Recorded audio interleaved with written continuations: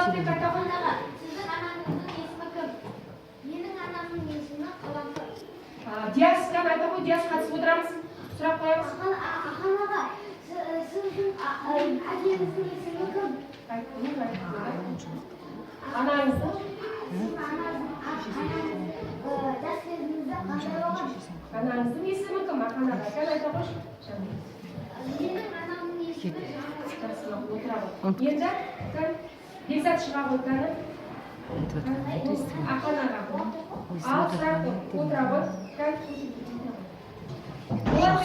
мынау несі сабаққа бекітуге жақсы екен. Сіздің әндеріңіз қандай әндеріңіз бар сіздің? Менің қара торғай атты әнім бар. Және де Бал Хадиша, тағы да құлагер атты әндерім, тағы да басқа әндерім бар. Рамазан Құлагер атты поэма бейнелеген кім? Айтатын, кім жазды? Осы құлагер атты поэмаңызды кім жазды сіздің поэмаңызды? Менің поэмамды Ильяс Сейфуллин Осы көз тиіп кетеді дейді ғой. Ильяс Жансүгіров жазды. Айтып беріңізші. Келеді қара торғай қанат